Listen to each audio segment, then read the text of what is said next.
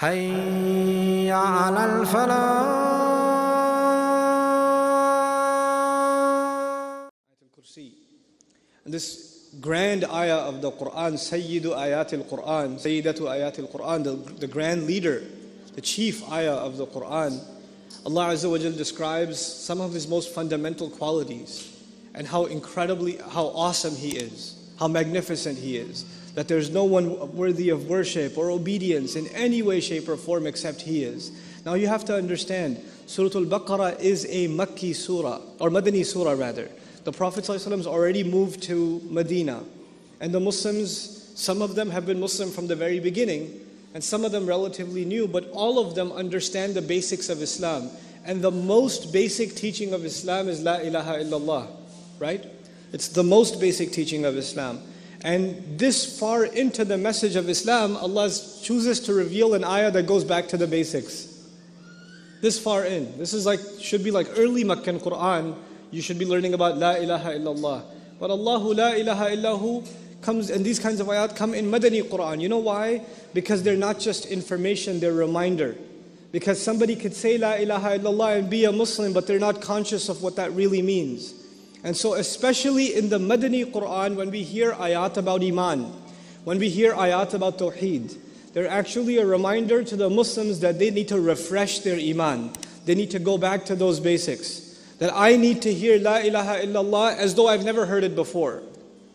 I have to start over again.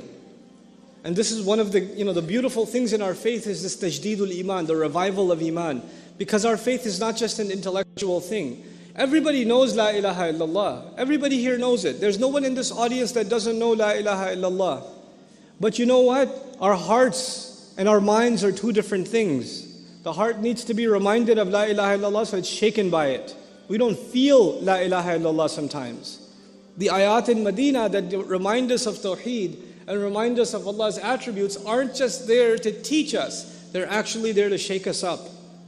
Allah says, أَلَمْ يَأْنِ لِلَّذِينَ آمَنُوا أَن تَخْشَعَ قُلُوبُهُمْ لِذِكْرِ اللَّهِ.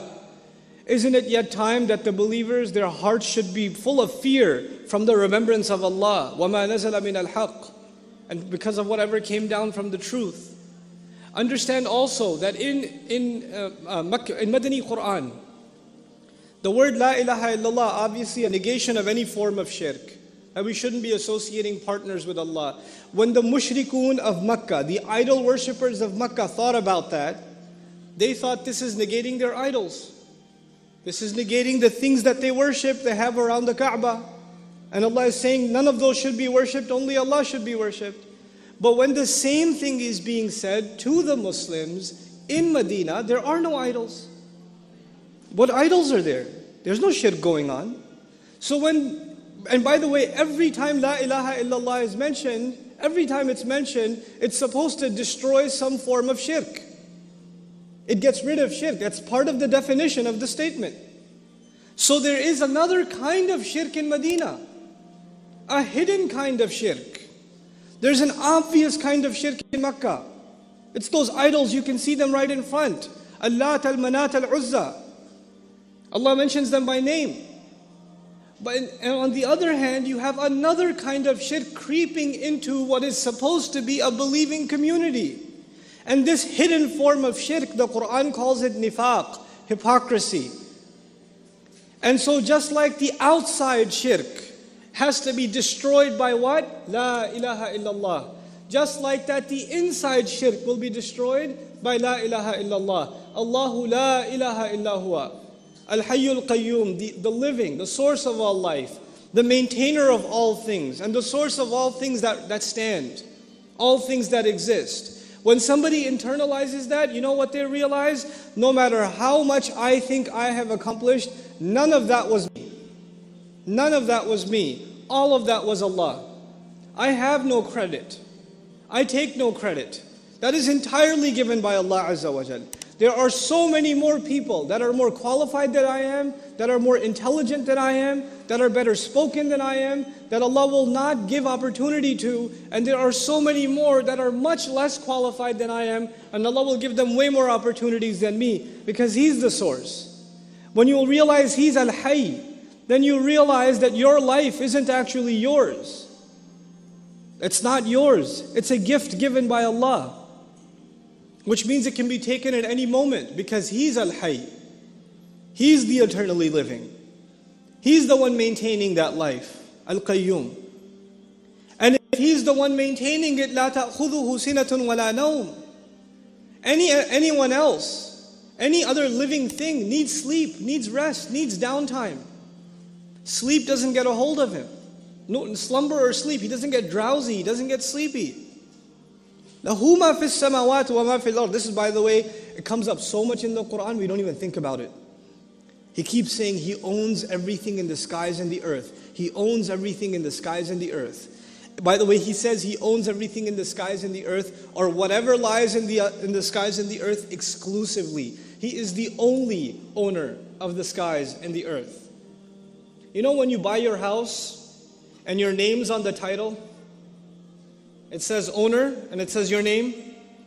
When you pay off your, let's just say, Islamic mortgage, and you finally get the deed, and it says owner of the property and your name, just right on top of that, لَهُ مَا فِي السَّمَاوَاتِ وَمَا فِي الْأَرْضِ. It ain't mine. That's His. That's His. Who remembers that? Who thinks when they go into their car, this is not my car? Who thinks when they go into their closet and they're putting their clothes on, these aren't my clothes? It's given to me. Who looks at their hand and doesn't think this is my hand? It's not my hand. It's a gift that I didn't pay for. I didn't pay for it. He owns everything in the skies and the earth. Thinking about that will change the way you live. Just thinking about لَهُ مَا فِي السَّمَاوَاتِ وَمَا فِي الْأَرْضِ. And when you realize He owns everything, He's in complete charge of everything, then where are you going to go? You know, we go to people when they own something. You go to the judge because he owns authority. You go to the store because they own the merchandise. You go to the lawyer because he owns some expertise. You go to different sources because they own something you need. That's the world. We depend on each other because each of us owns different things in a limited sense. But Allah Azza wa Jal says on Judgment Day, it'll become very clear who owns everything. Because on Judgment Day, you know, in this world, every one of us is in need. I'm in need. There's some things I need from my family. There's some things my family needs from me. There are some things I need from my work. And there are some things my work needs from me. There are some things I need from my government. And my government needs something from me. This is a world of interdependent needs. But no day will come that will be clearer about the needs than Judgment Day. If there's one day that you and I will feel need, that's that day. When we don't even have clothes on. When we have no friends left. Anybody we depended on has disappeared. There's nobody. Nobody. It is the greatest single gathering of humanity ever, and yet you will feel the loneliest you have ever felt in your entire existence at the same time. And at that moment, you still need someone, somebody to take your, speak on your behalf. And Allah says, مَنْ ذَا الَّذِي يَشْفَعُ عِنْدَهُ إِلَّا بِإِذْنِهِ. Who's going to make a case on his behalf?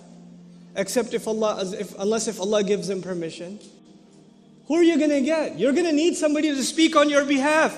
You will get no one unless Allah grants permission. And He granted that permission to Rasulullah sallallahu alaihi wasallam.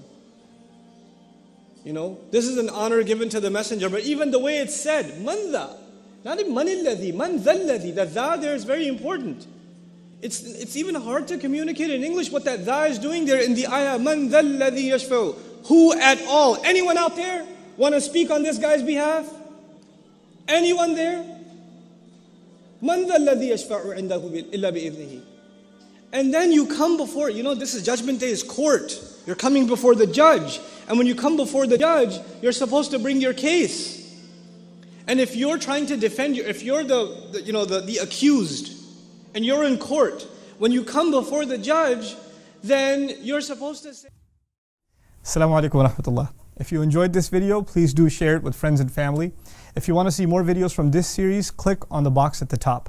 If you want to see other videos, click on the box at the bottom. And don't forget to hit the subscribe button. Thanks.